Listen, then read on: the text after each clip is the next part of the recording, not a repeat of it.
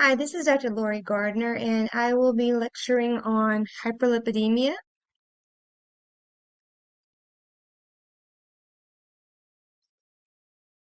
Cardiovascular disease. First, I want you to understand the significance and prevalence of cardiovascular disease.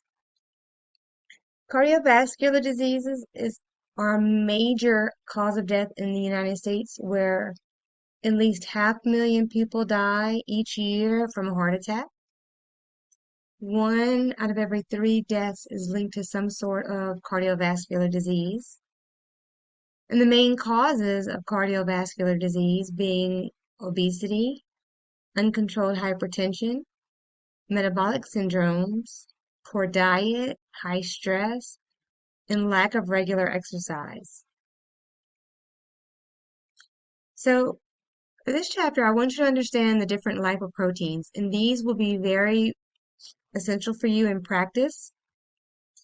There is the low density lipoprotein, high density lipoproteins, and very low density lipoproteins.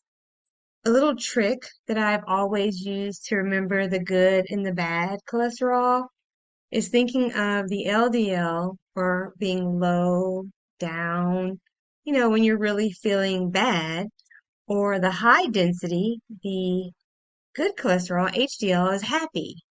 That's good to come about that. So those are just little tricks I've used to remember the low density lipoprotein, or LDL, is bad and the HDL is good. So before your patient goes in to have their levels checked for cholesterol, you want to make sure they understand to fast for about 12 hours prior to having their labs done. Fasting means everything. I tell my patients no black coffee. I don't want you to have anything besides water. You can't have sips of water, as this will not change the values of your proteins. So anything greater than 200 for total cholesterol is a problem. If your triglycerides are greater than 150, or your LDL, your bad cholesterol, being greater than 100. Those are target levels that we aim to reduce. So how do we calculate? How do you know if your patient has a risk factor? Because does everybody who has triglycerides over 150 need medication? Does everybody who have an LDL greater than 100, is it time to start on medication? Well, there's a risk calculator. It's called the Framingham Risk Calculator. And if you use Hippocrates, let's see, that is an app. And there is a free version of Hippocrates. And at one time, Hippocrates did have the Framingham risk calculator associated with it. And I'm going to take a look and see if it's still available. I'm pretty sure it is.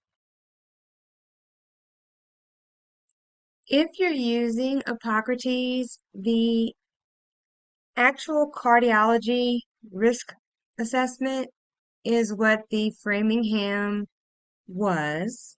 So you'll find it under cardiovascular risk assessment. There you'll put in the patient's age, race, sex, their total cholesterol, their HDL, their blood pressure, and you'll answer a couple of questions like, are they on any hypertensive medication? Do they have diabetes? And do they smoke? And you will get a 10-year risk assessment. So you can find that if you use the Hippocrates app, which is free, very beneficial to have, especially when you begin clinicals. There is a cardiovascular risk assessment that you can use to find your patient's cardiovascular risk. So this is similar to what it looks like. You would have the patient's age and their sex or gender, their blood pressure, if they're taking any medications for hypertension, put in their scores. Do they have diabetes? Are they a smoker? And then you get the total points, but actually you'll just see the risk assessments. This person has a very high risk at 25.3%.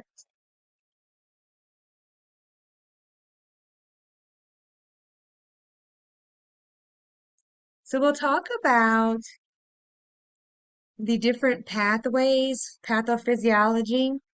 So serum fat and cholesterol are carried in the circulation in complexes of lipids and proteins called lipoproteins or lipoproteins. Fat is transported as triglycerides and phospholipids, and cholesterol is transported in free and esterified forms. Most of the cholesterol is in plasma, is carried in the LDLs or the bad cholesterol. High concentrations of this bad cholesterol or LDL, that's associated with an increased risk of cardiovascular disease. So just to briefly touch on these pathways, the exogenous pathway, after a meal, fat and cholesterol are absorbed in the intestinal cells. And then it's esterified into triglycerides and cholesterol, and then transported via the lymphatic system. So medications that affect the absorption of fat and cholesterol in the intestines are classified as bile acid binding resins. Medications that increase lipolysis of triglycerides are classified as fibric acid derivatives. Lifestyle modifications also affect the absorption, transport, and metabolisms of fat through this pathway. Patients need to understand the importance of lifestyle modifications, and we will touch on this again later. But lifestyle modifications are very important and do not go away even if the patient starts taking a medication.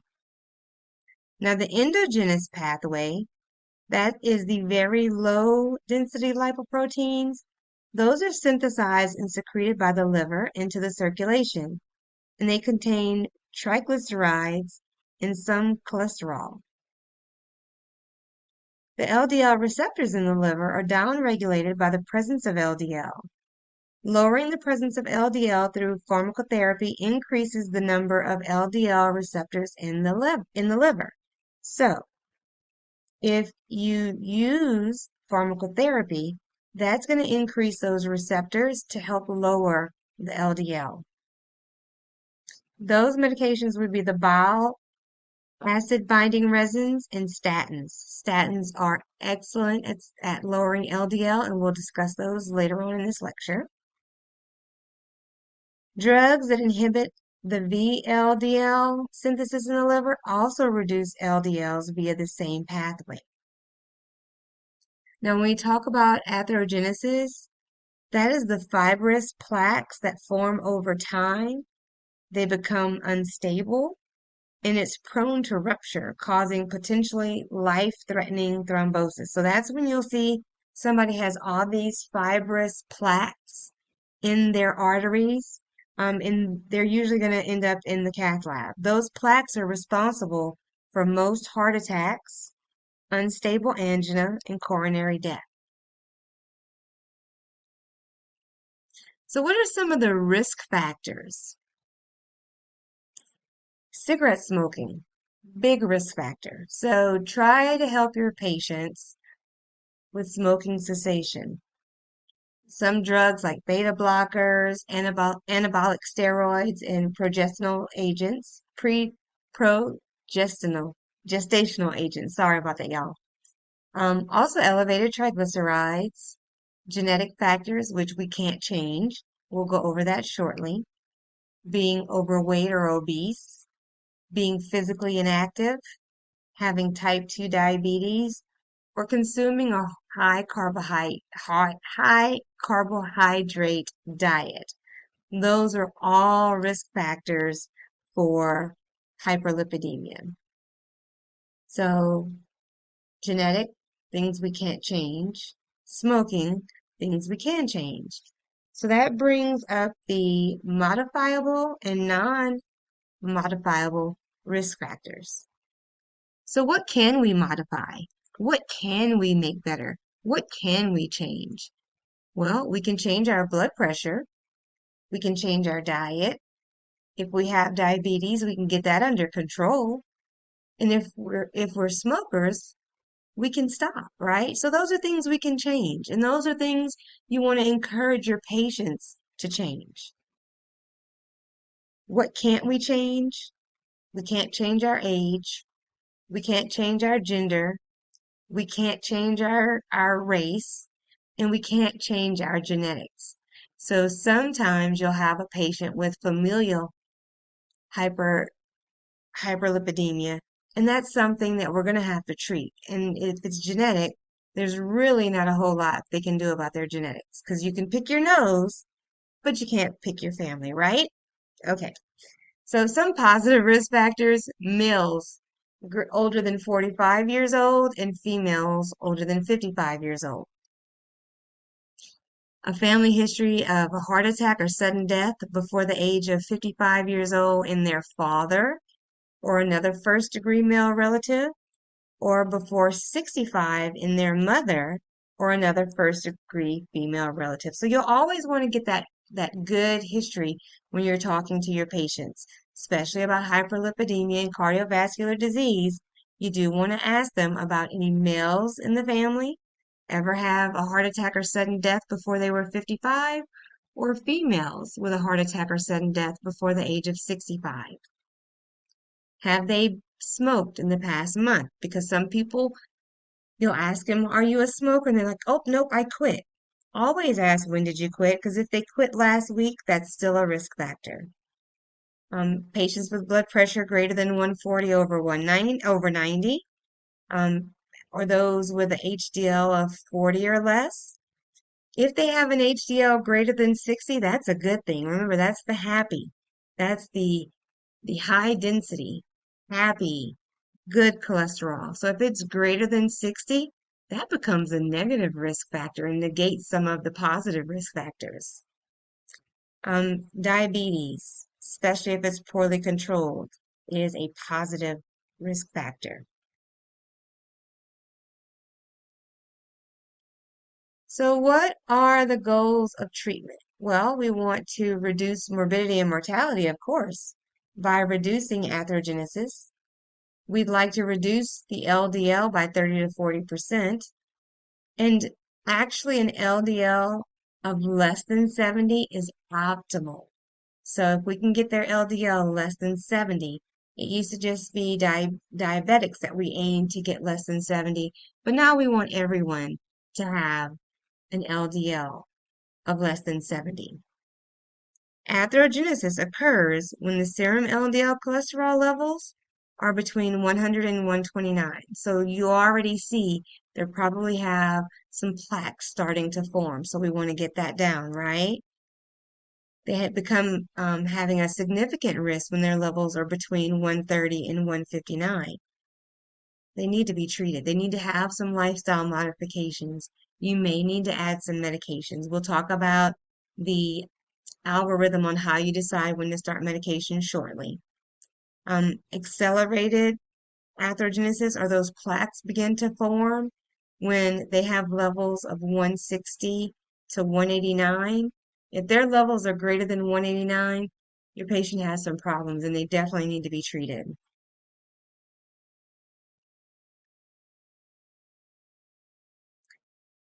Make my food taste good. So down south, we know that we have a food fetish, or we are food connoisseurs. We want our food to taste good. But a lot of the foods that we eat in the South contribute to atherosclerosis, or the atherogenesis, the plaques that form in our hearts. So what we have to encourage our patients is different ways to make their food taste good without all of the complications that come with the foods that they eat. Because let's be realistic, we have to give and take. So someone who likes French fries, and of course these are probably fried, what are some other methods they can use to make their food taste good? What about maybe using an air fryer so they're not getting as much saturated fat? What about baking sweet potato fries versus the regular fries? What about maybe eliminating some of the fries with a different side? So get creative because your patients are going to say, Doc, I'm not going to change how I eat, but changing how they eat can help save their lives. So some of the non-pharmacologic options, which these come first and they don't go away, is lifestyle changes, exercise. Do you have to join a gym? No. Walking is free. Using weights at home, that's free. If they can't afford weights, tell them about some other things they can lift. Do they buy the liquid detergent? They can lift the bottle of liquid detergent. Anything that has weight around the home. A 5-pound bag of sugar. They can lift their sugar. So, of course, we really don't want them to have the sugar, but that's just, let's just say flour. A 5-pound bag of flour. A 10-pound bag of flour. Get creative with them. Most patients are going to want a miracle cure or a miracle drug. They just want us to fix it. Give me a pill to take. Let me fix that. But we want to help them fix themselves. So medications that you choose to prescribe are meant to be an adjunct to pharmacologic therapy if needed. Medications are added after lifestyle changes have failed, but they're not meant to replace them. So it's an adjunct, and make sure your patients understand. If they're taking a statin, they still need to exercise. They still need to make good food choices. When you're selecting an agent, think about the cost and think about foods. Are they palatable? And how can we help them season or make their foods more palatable? And what's going to give them the fewest side effects? Talk to your patient about what they would be interested in. Know your patient. Everyone cannot or does not want to be in a gym, but of course, there's still exercises they can do at home. So I mentioned the treatment algorithm earlier. So the first line of treatment is lifestyle modifications, diet, exercise, increasing fiber, adjusting the total calories so they can either maintain their weight or lose their weight, and then drug therapy. Now, if your patient's levels are through the roof, where you're going to start them on drug therapy, but you're also going to teach them about lifestyle modifications. So when we talk about drug therapy, refer to the chart on page 1176 of your textbook because this is testable items in that chart. So I do want you to go back and look at page 1176 of your textbook. And the chart on page 1176 is okay. So there's a couple of tables, but I want you to look at figure 41.6. So it is on 1176 and it is figure 41.6. It has the different medications and doses. You will be responsible for that. Some of the medications, atorvastatin, rosuvastatin, fluvastatin, lovastatin, pravastatin, and simvastatin. Statins allow most high-risk patients to reduce their serum LDL levels. These patients may also see a reduction in their triglycerides, and they may see an increase in their HDL levels when they're taking a statin. So when we look at those medications that have the greatest impact on serum LDL, the best or the Cadillac would be rosuvastatin, followed by atorvastatin, simvastatin, lovastatin, pravastatin, and fluvastatin. Do you need to know the order? No, you don't need to know the order. But you do need to know if you have to select a medication first, the one that's going to have the greatest impact will be rosuvastatin. Also, you need to know that you should not start rosuvastatin or any statin on a patient with a history of rhabdomyolysis. Why is that? We'll get into that shortly.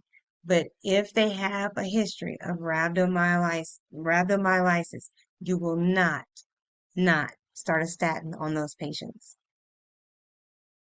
Bile acid binding resins, those are useful in patients with moderately elevated LDLs. They're useful in young men and premenopausal women.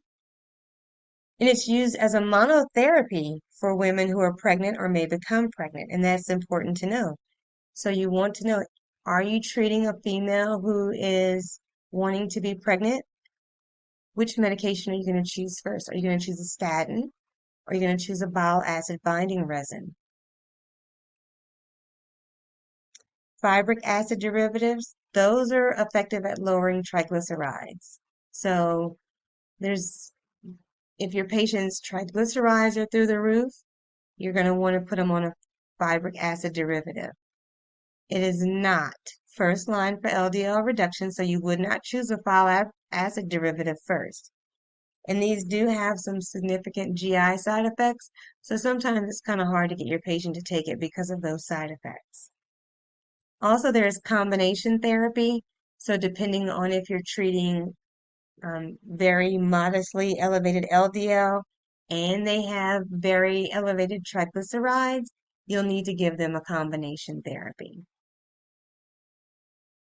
So when you're monitoring your patients, treatment is going to be based on levels that are usually about 1 to 4 weeks apart. So, of course, get their labs, check them again, but for sure, when you get that first set of labs, if they have very abnormal levels, right away, lifestyle changes. Whether there's an error in this, maybe they didn't fast correctly, you want to check. Some patients, oh, I forgot to have my coffee before I had my labs done and it had creamer in it. That can alter the results, so you'll want to check again, but you still want to educate them on lifestyle modification.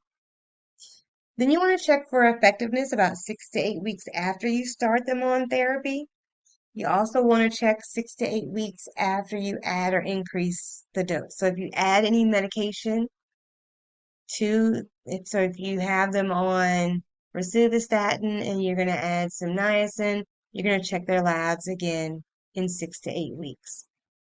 And then this patient that's taking the statin, you're going to monitor them every 4 to 6 months when they're stable.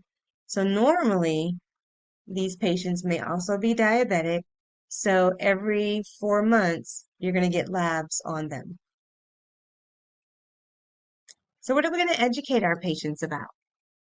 We're going to discuss risk scores, because the more they understand, the more apt they are to participate in their treatment and adhere to your treatment plan. We're going to talk to them about muscle toxicity. So some patients start to complain about muscle aches, leg cramps. You definitely want to check labs to see if they are having some kind of muscle toxicity. And this is why, if your patient has a history of rhabdomyolysis, you will not give them a statin. You want to talk to them about side effects. Some patients talk about some short-term memory issues or cognitive impairment. If they are, it may be another medication that is causing this, but we don't know. So you may have to, depending on their levels, reduce the statin or discontinue the statin. If you discontinue the statin, the short-term memory issues or cognitive impairment should clear up. It's not permanent.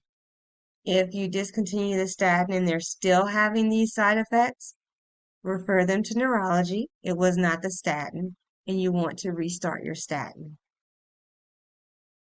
You want to talk to them about the pathophysiology of lipid disorders and long-term effects on cardiovascular disease, on morbidity and mortality. So if someone truly understands, again, they're more apt to adhere to the treatment plan. Importance of lifestyle modification, I cannot stress that enough. Diet and exercise, increase physical activity, decrease some of those high saturated fat, high carbohydrate foods. This does not stop once you start the medication. They still must continue lifestyle modification. Adherence to the treatment regimen. It's important because if they're not taking their medications, if they're not following the lifestyle modifications, you need to let them know the possibility of morbidity and mortality. Regular follow-up visits. Remember, this patient is probably going to be having labs checked every 4 months if you've started a medication, and they need to follow up those visits so you can monitor for effectiveness and monitor for toxicity. And also the dosing schedule. When do you want them to take this medication? Most statins are taken at night, and so that is something you want your patient to know. Take this at bedtime. Don't take it in the morning. Okay, and that is the end of the hyperlipidemia lecture. If you have any questions, please let me know.